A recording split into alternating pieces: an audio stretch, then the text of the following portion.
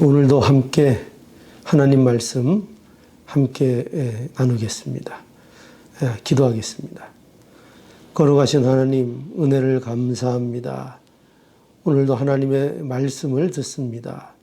하나님, 생명으로 인도해 주시고 우리를 하나님의 말씀을 통하여 진리 가운데로 인도하여 주시옵소서.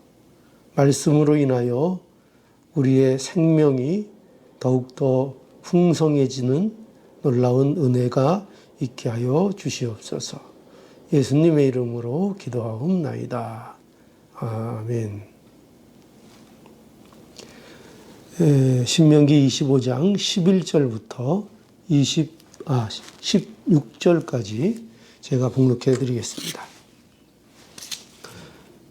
두 사람이 서로 싸울 때에 한 사람의 아내가 그 남편을 그 치는 자의 손에서 구하려 하여 가까이 가서 손을 벌려 그 사람의 음낭을 잡거든 너는 그 여인의 손을 찍어 버릴 것이고 내 눈이 그를 불쌍히 보지 말지니라. 너는 주머니에 같지 않은 저울추 곧 큰 것과 작은 것을 넣지 말 것이며 내 집에 같지 않은 대 곧 큰 것과 작은 것을 두지 말 것이요 오직 10분 공정한 저울추를 두며 10분 공정한 대를 둘 것이라. 그리하면 내 하나님 여호와께서 내게 주시는 땅에서 내 날이 장구하리라. 무릇 이같이 하는 자 무릇 부정당히 행하는 자는 내 하나님 여호와께 가증하니라. 아멘.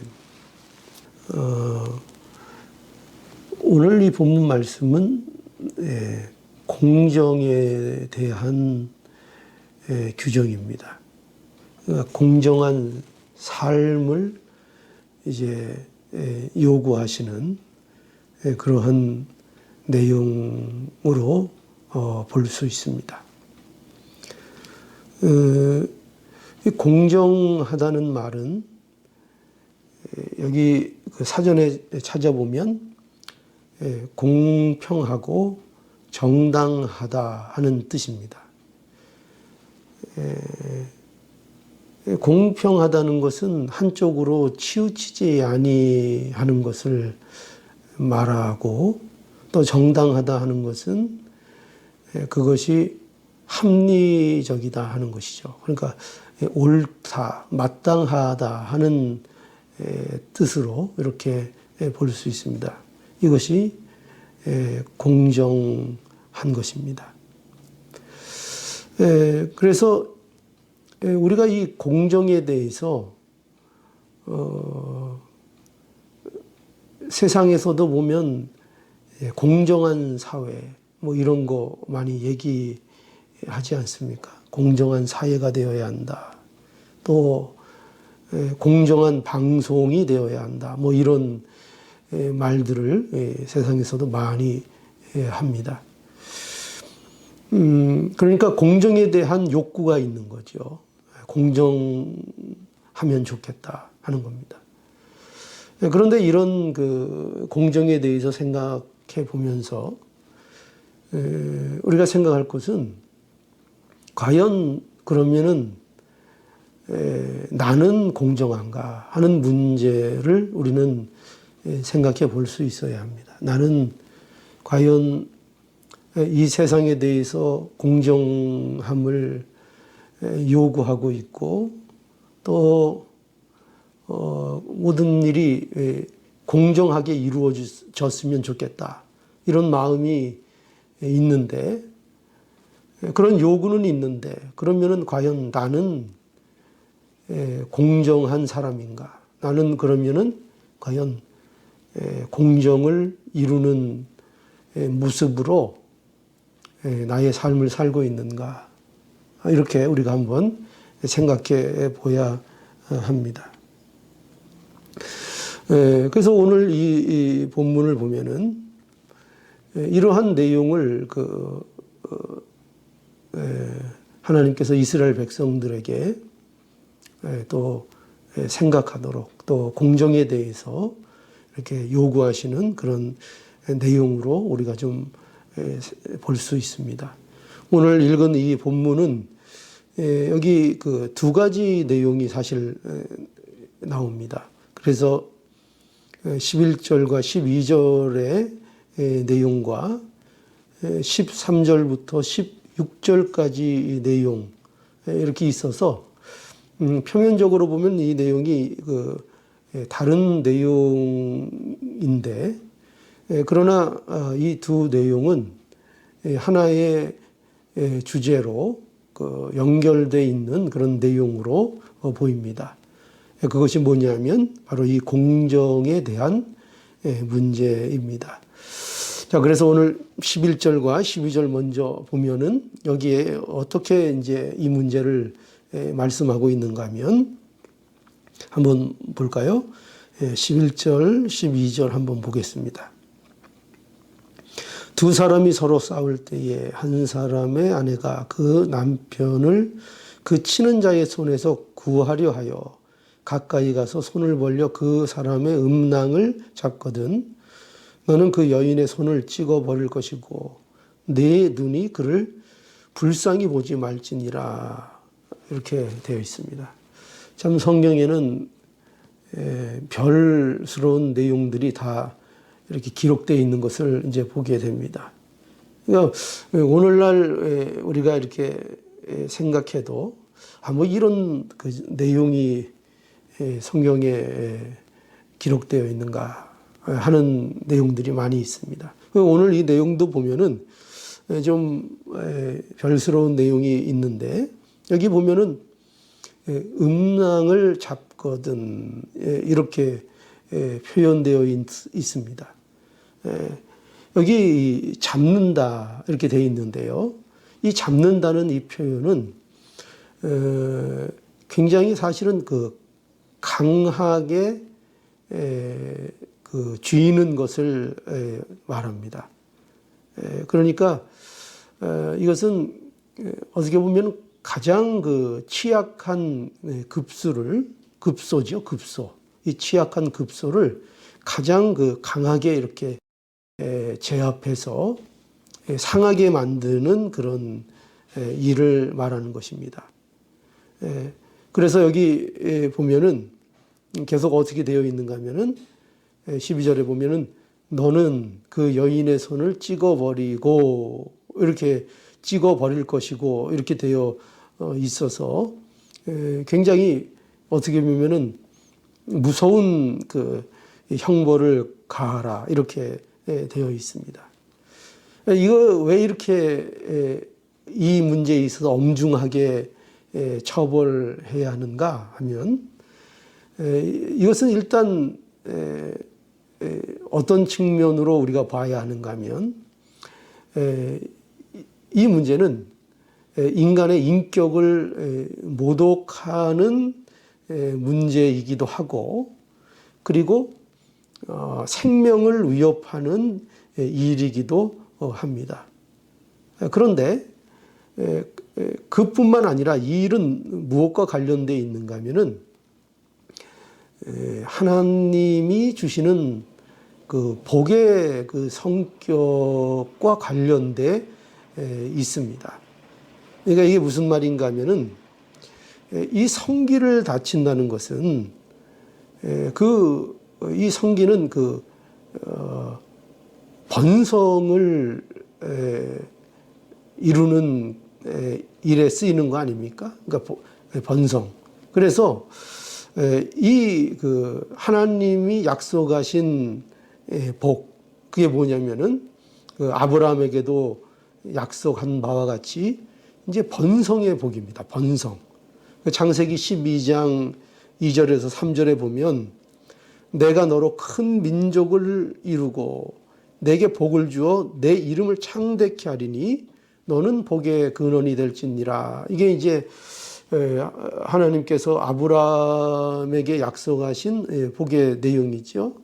근데 이 복의 내용도 보면은 1차적으로 어떤 식으로 되어 있는가 하면은 그 후손의 번성을 약속하고 있는 것으로 되어 있습니다. 물론 그 후손의 번성이라는 것이 단지 그 육신적인 후손의 번성을 말하는 것이 아니고 예수 그리스도 안에서의 그 믿는 성도들을 칭하는 것이기지만, 그러나 이 말씀으로 우리가 볼 때에 1차적으로는 그 복의 형태를 후손의 번성으로 이렇게 이제 약속하고 있는 것입니다.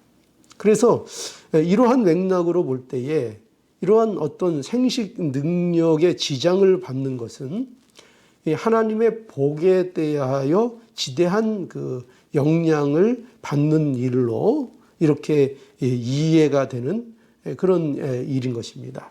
그래서 이 중대성을 감안하여 어떻게 하라고요?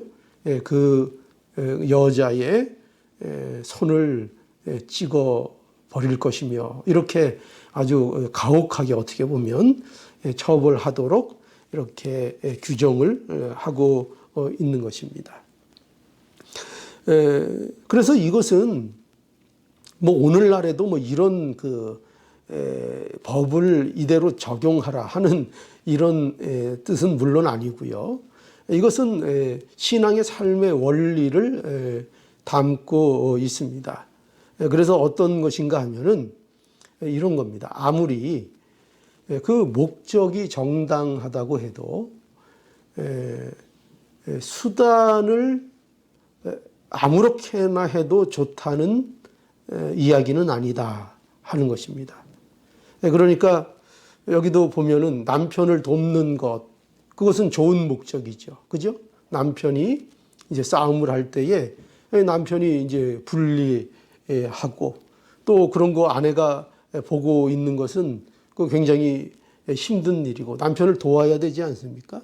그래서 남편을 돕는다는 것은 좋은 목적인데, 그렇다고 해서 그 상대편에 이렇게 가장 중요한 부위를 상처를 입혀서, 그래서 이스라엘 백성들에게 있어서 가장 큰 이 복이 후손을 계속 이으는, 그러니까 이 기업을 이어나가는 것, 이것이 이제 가장 하나님의 큰 복의 그 상징적인 의미이고 또 실제로 복으로 이렇게 구약 시대에 주어진 복인데, 그런데 이것이 이제 지장을 받는 이런 일을 행하는 것은, 이것은 합당치 않다는 것이죠.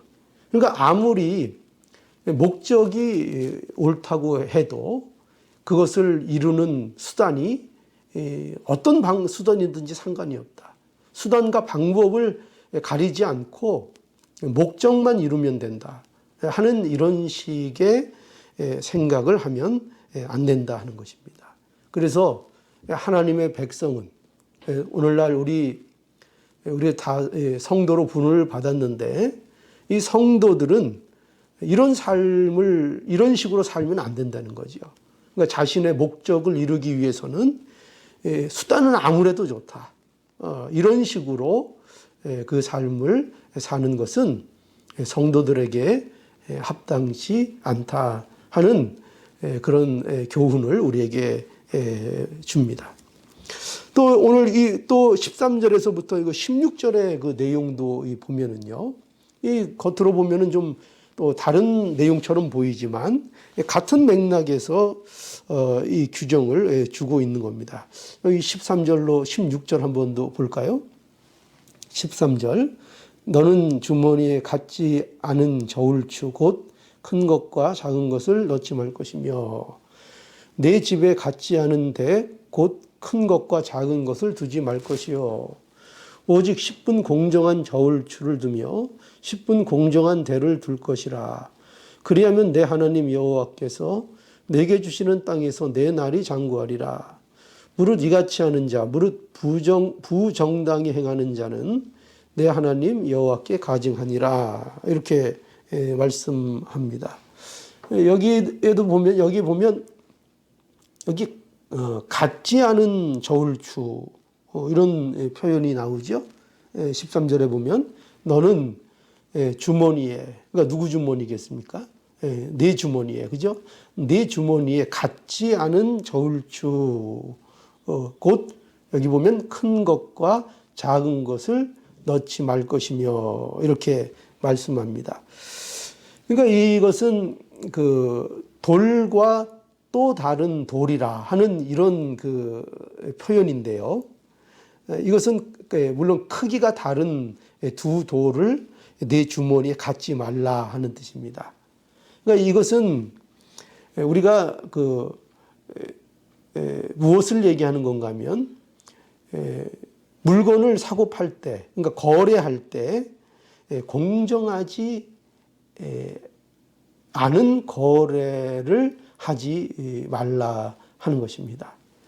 그러니까 만약에 이 저울추를 통해서 어떤 물건을 달아보고 그 양을 정하고 이렇게 하게 되는데 주머니에 이 같지 않은 저울추를 갖고 있다는 것은 자기가 어떤 물건을 받아야 될 때는 무거운 돌을 써서 그 양을 늘리고 또 자기가 누구에게 물건을 팔거나 주어야 될 때에는 또 작은 돌을 써서 그 양을 줄여서 그래서 부당한 이득을 이제 보게 되는 거죠.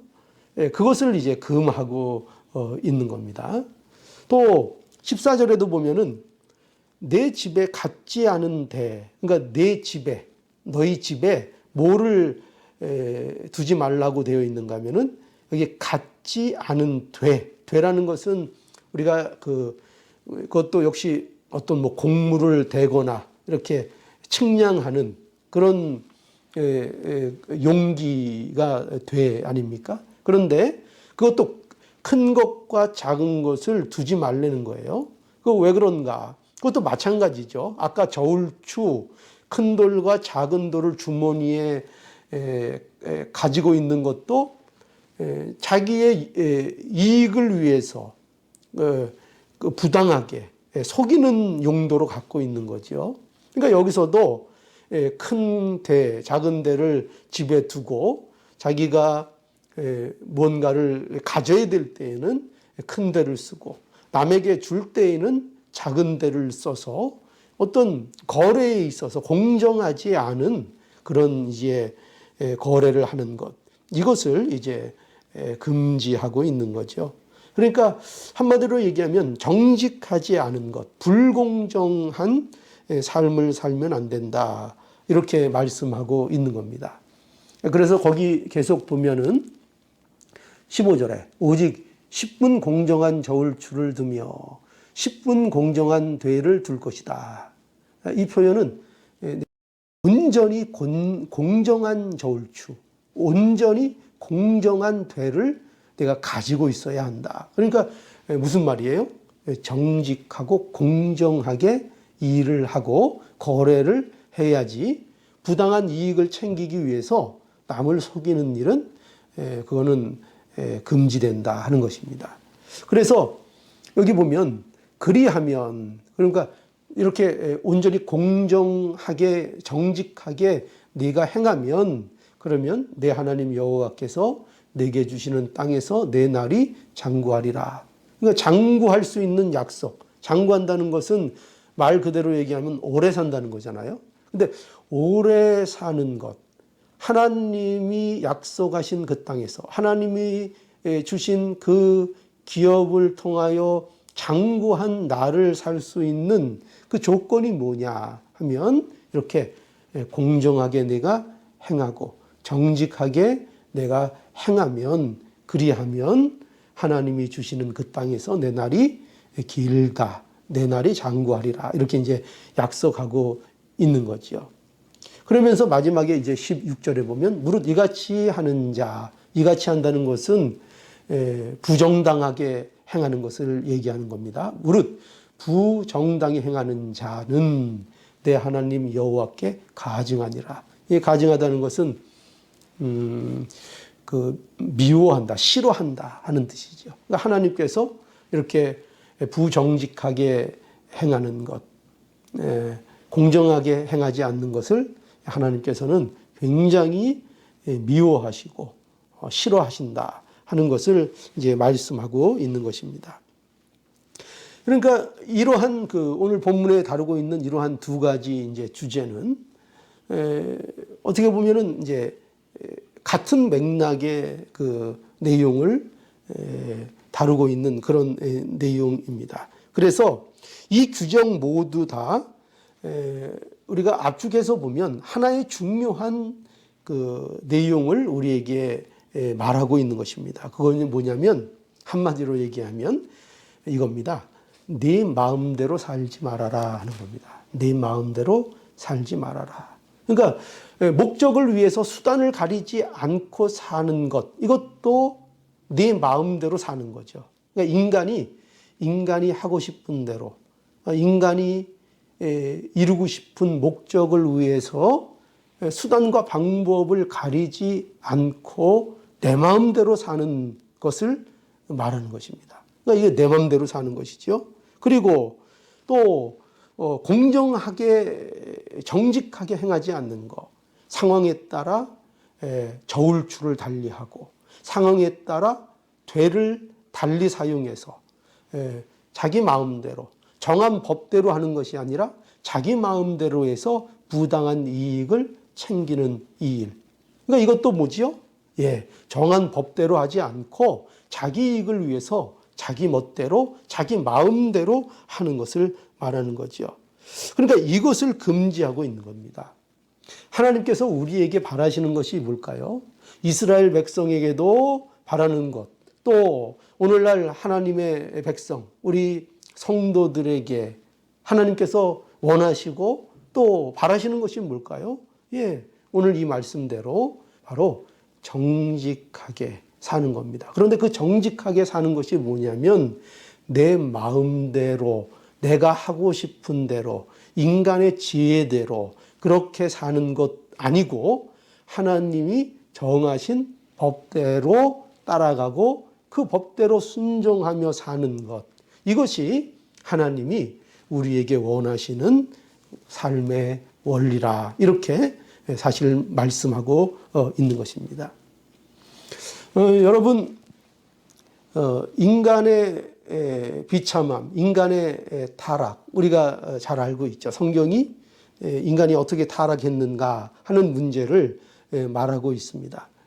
인간의 비참함은 어디에서 오는 것이냐? 놀랍게도요, 전혀 이렇게 생각 못할 수도 있는데 바로 자기 마음대로 하는 데서 오는 것입니다. 인간의 모든 불행, 인간의 비참함이 어디에서부터 시작됐는가? 하나님이 정하신 뜻대로, 하나님이 정하신 대로 순종하는 것이 아니라 내 고집대로, 내 뜻대로, 자기 마음대로 하는 것으로 인하여 인간의 모든 비참함이 온 것입니다. 그러니까 여러분, 우리가 선악이라는 것이 있잖아요. 그런데 이 선악의 기준이 뭡니까? 선악의 기준, 그것은요, 성경은 어떻게 말씀하고 있는가 하면은 하나님입니다. 하나님. 그러니까 선악은 누가 정하는가? 하나님이 정하시는 거죠. 그런데 여러분 보십시오. 아담이 타락을 했는데요. 아담이 선악과를 먹고 어떻게 되었는가 하면은 눈이 밝아졌다, 이렇게 말하고 있습니다. 창세기 3장 7절에 보면은 아담과 하와가 이 사단의 유혹에 넘어가서 그 선악과를 먹었습니다. 그런데 그 선악과를 먹었을 때에 어떤 일이 실제로 일어났는가 하면 그 사단이, 그 뱀이 유혹한 대로, 말한 대로, 어떻게 보면 그것이 100% 거짓말은 아니었습니다. 그 말대로 어떻게 됐어요? 눈이 밝아졌습니다. 그러니까 뱀이 말한 대로 선악을 아는 존재가 되어버린 것입니다. 그런데 이 선악을 알게 되었다는 것이 무엇이 나쁜 것이냐? 이렇게 우리가 생각할 수 있는데, 여기에서 인간이 선악을 알게 되었다는 것은 선악을 인간 스스로 정하는 자가 되었다 하는 것입니다. 그러니까 인간이 원하는 것을 선으로 규정하고, 인간이 하기 싫은 것, 인간이 싫은 것은 악으로 규정하는 이 일을 하게 되었다는 거죠. 그러니까 선악의 기준이 어떻게 바뀌었습니까? 예전에는, 타락하기 전에는 하나님이 선악의 기준이었습니다. 하나님이 옳다 하시는 것은 옳은 것이고, 하나님이 악이라 하는 것은 그것이 악이었습니다. 그것이 명확했죠. 그런데 인간이 타락해서 하나님이 선악의 기준이 되는 것이 아니고 자기 자신들이 선악의 기준이 되고 자기가 자기 자신들의 주인이 다 되어 버린 것입니다. 이것이 바로 인간이 타락해서 갖게 된 비참한 모습이고, 이것이 타락한 인간의 모습인 것입니다. 그래서 우리가 오늘 이 본문에도 보면은, 오늘 이 본문에 어떤 표현들이 있었죠? 주머니에 뭐를 가지고 있는 자요? 주머니에 갖지 않은 저울추를 갖고 있는 자. 그렇죠? 주머니에 큰 돌과 작은 돌을 두어서 언제든지 어디 가든지 뭘 해요? 남을 속이는 것입니다. 언제든지 자기 이익을 위해서는 뭐를 내요? 큰 돌을 냈다가도, 또 어느 때는 작은 돌을 내서 자기 마음대로 하는 것입니다. 자기가 그 기준을 갖는 것입니다. 그게 주머니에만 있는 것이 아니라 어디에도 있습니까? 집에도 뭐가 있어요?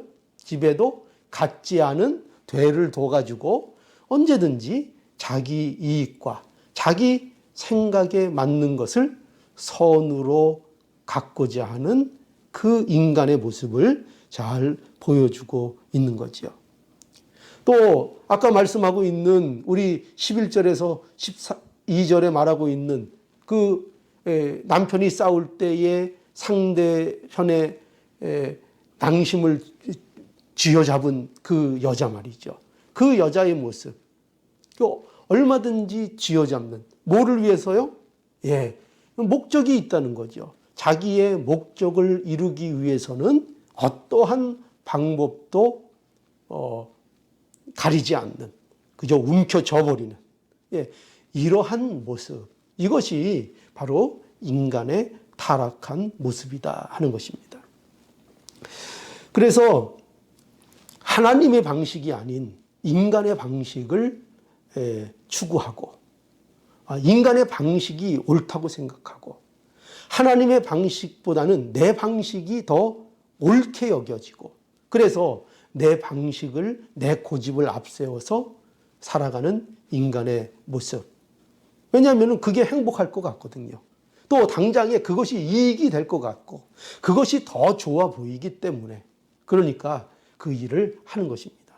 그래서 하나님 방식대로가 아니라 내 방식대로 사는 것, 이것을 살고 있는 모든 인류의 모습, 인간의 모습, 이것이 타락한 인간의 모습이요, 비참한 모습인 것입니다. 그래서 오늘 이제 보면, 그래서 하나님이 우리에게 이루어 주신 일이 뭐냐, 이런 인간들에게. 그래서 아담 안에 있는 자들은요, 그래서 아담 안에 있는 자들은 다 어떻게 살 수밖에 없습니까? 자기 마음대로 사는 겁니다. 모든 인간은 자기 마음대로, 누가 뭐래도 모든 인간은 자기 멋대로, 자기 마음대로 삽니다. 그게 모든 인간들의 모습입니다. 그래서 모든 아담 안에 있는 자들은 결국 자기 마음대로 살다가 결국은 어떻게 됩니까? 사망의 형벌로 끝나도록 되어 있는 것입니다. 그래서 우리는 이 사실을 알아야 되죠. 우리 자신이 어떤 자예요? 주머니에 갖지 않은 저울추를 가진 자, 그게 바로 누구라고요? 그게 바로 우리들입니다. 또 우리가 어떤 자라고요? 목적을 달성하기 위해서는 남의 급수를 얼마든지, 남의 그 복이 어떻게 됐든 간에, 남의 사정이 어떻게 되든 간에 물불 가리지 않고 하는 것, 그게 바로 우리인 것입니다. 공정하지 않은 삶을 추구하고 그것을 열심히 사는 것, 그게 바로 죄된 우리들의 모습이었다는 것. 또 우리가 예수 그리스도를 알지 못하면 우리가 이 모습에서 벗어날 수 없고, 이러한 모습을 옳은 것으로 생각하고 살다가 결국 멸망으로 끝나는 이 비참한 자리에 있다 하는 것입니다. 그래서 우리가 아담 안에서 자기 마음대로 살던 자들을 예수 그리스도 안에서 이제 이 모든 악의 고리를 끊도록 하나님께서 해 주신 것입니다. 그 말씀이 우리 어디 있는가 하면 로마서에 가면은 그렇게 말씀합니다. 로마서 한번 가볼까요? 로마서 5장 19절에 보면 이렇게 말씀하죠. 한 사람의 순종치 아니함으로 많은 사람이 죄인 된 것 같이 한 사람이 순종하심으로 많은 사람이 의인이 되리라. 그렇죠. 여기 한 사람이 순종치 아니함으로, 이 한 사람이 누굽니까?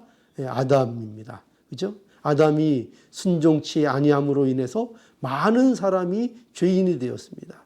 많은 사람이 공정을 모르는, 정직을 모르는, 어떠한 목적을 이루기 위해서는 수단과 방법을 가리지 않는, 자기의 이익을 위해서는 얼마든지 남을 속일 수 있는 그런 자가 모두 되었고, 그런 삶을 살다가 결국 끝나야 되는데 어떻게 하셨다고요? 한 사람이 순종하심으로 이제 많은 사람이 의인이 되었다. 이렇게 그 자리에서 예수 그리스도 안에서 우리를 구원해 주셨다 말씀하고 있는 것입니다. 그래서 우리는 이 사망의 고리에서, 이 악인의 이 고리, 이 악순환의 이 고리에서 예수님께서 우리를 구원해 주셨다 하는 겁니다. 어떻게요? 어떻게 구원해 주셨습니까? 이 고리를 어떻게 예수님께서 끊어 주셨지요? 예수님께서 온전히 하나님 뜻대로 순종하심으로. 그렇죠. 그러니까 오직 온전히 하나님의 뜻대로 순종하실 수 있는 분, 목적도 옳고 그것을 이루는 방법도 옳게 순종하실 수 있는 분, 그분이 누구예요? 그분이 바로 예수님이죠. 예수님 외에는 그 누구도 이 일을 할 수가 없습니다. 목적도 옳고 그것을 이루는 방법도 온전히 옳은 방법으로 이루는, 그렇게 온전히 정직하고 온전히 의로운 일을 행하실 수 있는 분, 그분이 누굽니까? 그분이 바로 예수 그리스도이신 거죠. 그래서 예수 그리스도께서 하나님의 뜻하신 대로, 하나님의 방식대로 그것을 순종하시고 행하심으로 말미암아 우리의 이 사망의 이 고리를 끊어 주신 것입니다. 이것이 이제 복음인 거죠. 그래서 여러분, 사단이요, 이 일을 그래서 적극적으로 막았던 것입니다. 그러니까 사단이 예수님에게, 우리 잘 아는 사실 있잖아요. 시험을 했죠. 그런데 그 시험의 골자가 무엇인가 하면 그 골자가 바로 이겁니다. 무슨 방식이든지 무슨 방법이든지 목적만 이루면 되지 않느냐 하는 것이 사단의 유혹이었습니다. 그러니까 예수님에게 있어서 꼭 십자가를 져야만 하는가, 꼭 그렇게 고난을 받아야 하는가, 꼭 그렇게 어려운 일을 내가 감당해야 하는가, 그 마귀의 시험이 그거인 거죠. 내가 하나님의 아들이면, 또 목적을 옳은 것을 가지고 있으면, 그러면 내가 얼마든지 다른 방법으로 그 목적을 이루면 되는 것 아니냐. 이게 이제 마귀의 시험이었던 것입니다. 그러니까 목적만 이루면 된다는 거죠. 그 목적만 이루면 되는 거 아니냐. 뭐 수단이 왜 옳아야 되냐. 꼭 수단이 뭐 옳으면 또 좋고 수단도 정당하면 좋겠지만 어떻게 다 그럴 수 있느냐. 그러니까 목적을 이루는 게 중요하니까 수단은 좀 양보해라. 수단은 내 방법대로 해봐라. 이런 식으로 사단이 시험을 하는 겁니다. 오늘날 우리의 삶 속에서도 마찬가지죠. 우리에게도 얼마나 이런 시험이 많은지 모릅니다. 목적이 옳으면 됐지. 뭐 그렇게 답답하게 사느냐. 수단까지 오를 방법이 뭐냐.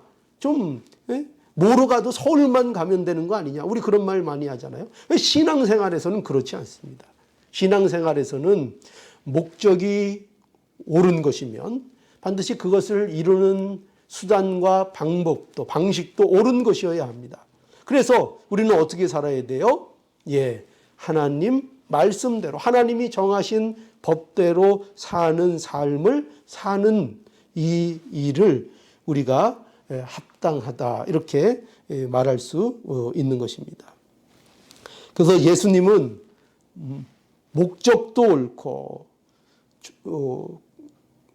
우리를 구원하시려는 목적 얼마나 아름답고 얼마나 고귀한 목적입니까? 죄인들을 구원하시겠다 하는 목적을 가지셨습니다. 그리고 그것을 이루는 과정도 옳은 과정을 통해서 어떤 게 옳은 거였죠? 하나님이 원하시는 방법으로 하나님이 명하신 방법으로 그 일을 이루셨다 하는 것입니다. 그러니까 예수님은 상황에 따라 자기 마음대로 하시지 않았습니다. 예수님은요, 하나님이 정하신 뜻대로 했습니다.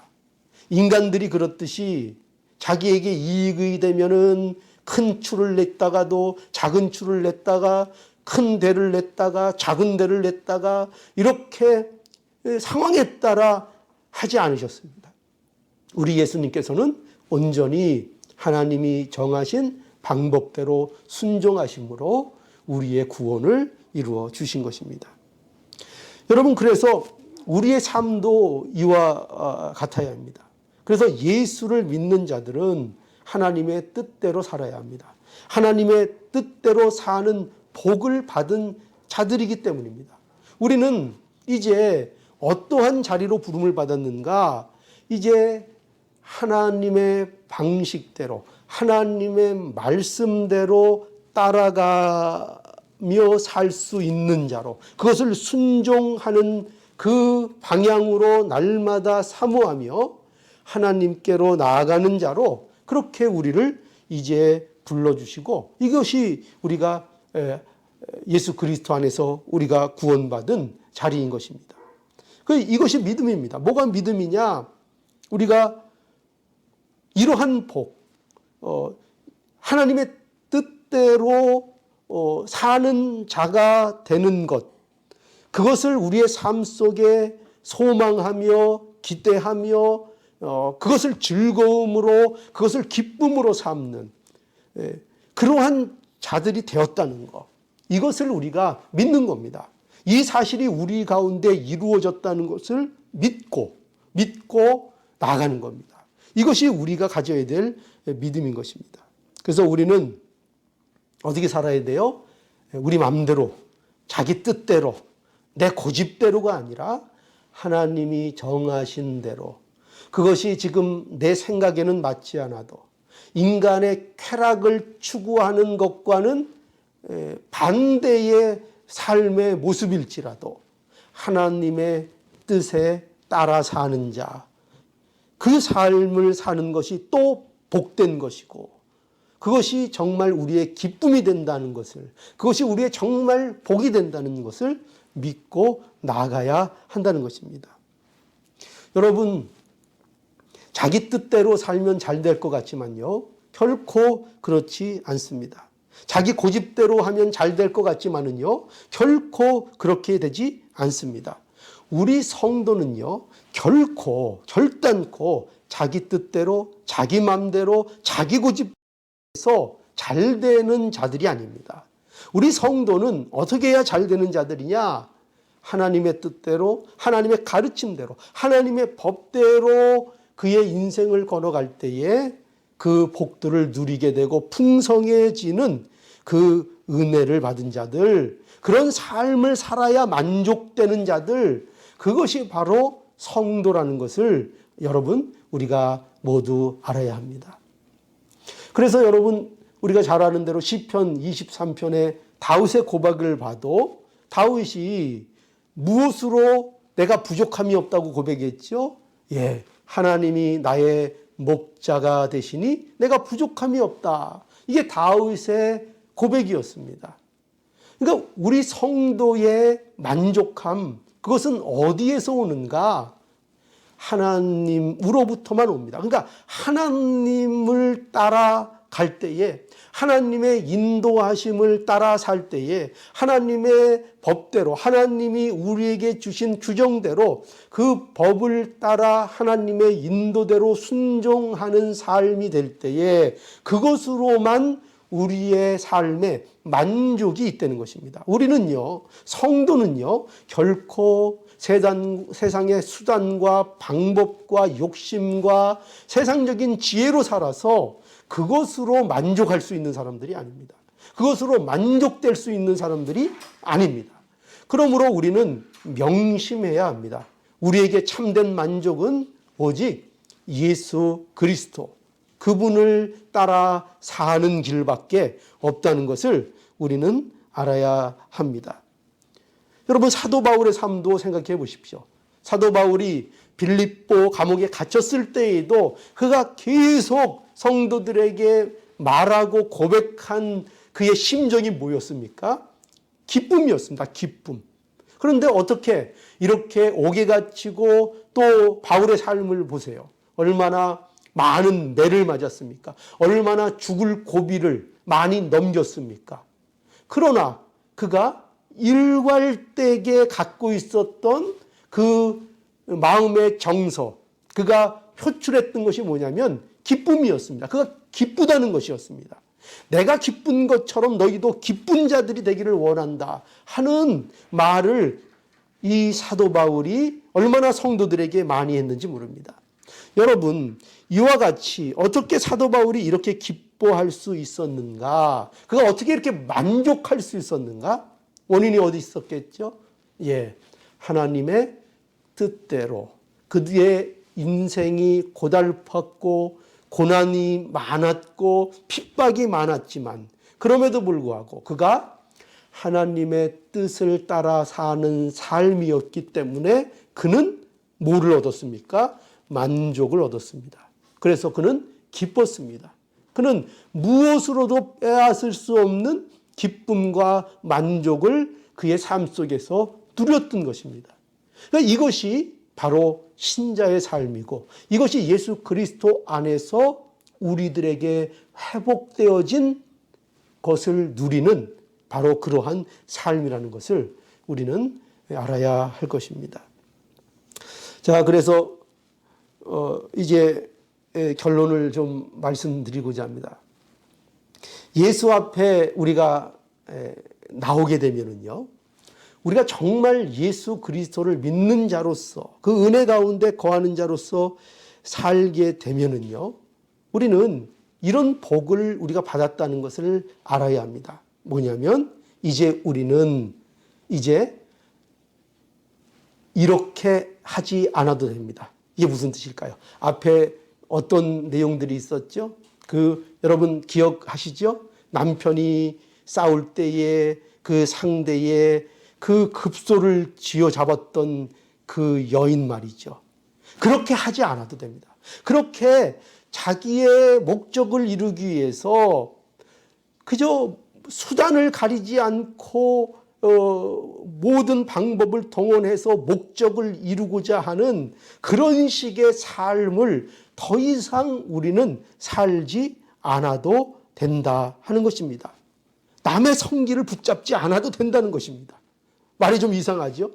그러니까 무슨 말이라고요? 예, 자기 목적을 이루기 위해서, 자기 욕심을 위해서, 또 자기가 아무리 옳은 것을 이루려고 한다고 해도 그것 때문에 뭐 가진 못된 방법, 물불 가리지 않고 악착같이 달려드는 그런 부당한 일, 이런 거 이제 우리는 더 이상 하지 않아도 되는 그런 존재. 목적이 오르면 이제 수단도 얼마든지 옳은 것으로 사용해서 목적을 이루는 것. 그것이 답답해 보이고 그것이 더디고 그것이 우리가 세상에서 보이는 어떤 그런 가치들을 얻는 일이 되지 않을지라도 그것으로 인하여 목적과 수단을 옳은 것으로 가지면서 그것으로 인하여 만족하고 그것으로 인하여 얼마든지 기뻐할 수 있는 그런 자가 되는 것. 이것이 예수 그리스도 안에서 우리에게 이루어진 것입니다. 그러니까 우리는 주머니 안에 뭐를 안 가져도 돼요? 이제 주머니 안에 갖지 않은 추, 갖지 않아도 됩니다. 그것 추, 큰 것, 작은 것 따로 갖고 있지 않아도 되는 그 삶. 또 집에 뭐가 있다고요? 큰데 작은데 갖고 있지 않아도 되는 그런 우리. 그것이 예수 그리스도 안에서 바로 우리에게 주신 복입니다. 그런데 우리는 이제 그렇게 하지 않아도 된다 하는 것입니다. 우리는 이제 그렇게 얻는 복, 그것은 복이 아니라는 것을 우리는 이제 압니다. 그리고 참된 복은 그렇게 해서 얻어지는 것도 아니라는 것을 우리는 이제 아는 것입니다. 그래서 우리는 그러한 목적을 이루지 않아도 되고 우리는 그렇게 속이면서 살지 않아도 됩니다. 우리의 소망은 왜냐하면은 그런 것에 있지 않기 때문입니다. 그렇죠? 그렇게 속이면서까지 그렇게 수단과 방법을 가리지 않으면서까지 얻어내는 것. 그것을 우리는 우리의 소원으로 또 우리의 목적으로 삼고 있지 않기 때문입니다.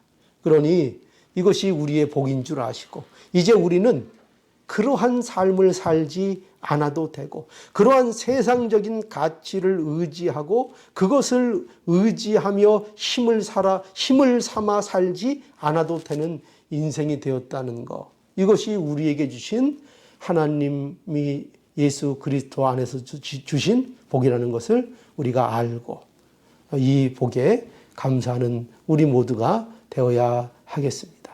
이 복을 우리의 인생 속에서 날마다 발견하시고 이 복으로 인하여 기쁘고 즐거운 우리 모두의 삶이 되어야 하겠습니다. 다 함께 기도하시겠습니다. 거룩하신 하나님, 은혜와 사랑을 감사합니다. 이제 예수 그리스도 안에서 저희들이 더 이상 속이는 추를 갖지 않아도 되는 삶을 살게 해주시고 이제 더 이상 속이는 되를 집에 두지 않고 이제 정당한 모습으로 살아도 되는 그래도 손해보지 않는 인생이 되게 하신 이 놀라운 은혜와 사랑을 감사합니다. 하나님께서 이 은혜와 복을 우리에게 예수 그리스도 안에서 주신 줄 믿고 우리가 하나님의 자녀답게 이제 공정한 삶을 살기 위해서 날마다 예수 그리스도 의지하고 하나님 바라보고 나아가는 놀라운 은혜와 인생이 되게 하여 주시옵소서. 이 모든 말씀 예수님의 이름으로 기도하옵나이다. 아멘. 또 한 30분가량 또 한 30분가량 우리 함께 한 마음으로 기도하시기를 바랍니다. 이번 주간에는 이제 저를 위해서 좀 기도해 주시고 또 저희 가정을 위해서 기도해 주시기 바랍니다. 언제나 하나님 말씀을 연구하고 또 전하는 일에 있어서 충성된 종이 될 수 있도록 여러분 기도해 주시고 영육간에 건강하도록 하나님 앞에 기도해 주시기 바랍니다. 또 우리 성도들 위해서 기도해 주시기 바랍니다. 특별히 건강의 문제를 위해서 우리 성도들을 기억하면서 좀 기도해 주시기 바랍니다. 많은 분들이 기도 제목 보면 대체로 건강의 문제를 굉장히 이제 염려하시고 또 건강의 문제에 대해서 기도해 달라 하시는 분들이 많이 있습니다. 우리 연로하신 분들도 많이 계시고 또 병으로 투병하시는 분들도 계신데 우리가 일일이 머릿속에서 기억하셔서 또 이렇게 여기 백지에다가 이렇게 이름도 한 분 한 분 좀 써 보시면서 우리가 한 분 한 분 기억하면서 또 기도할 수 있으면 더욱 좋겠습니다. 우리 모두 어려운 가운데 있는데 이렇게 기도로 서로에게 힘이 돼 주시고 마음을 같이 하는 이런 시간 오늘도 함께 갖도록 하겠습니다. 모두 하나님 앞에 기도할 수 있는 시간 되시기 바랍니다.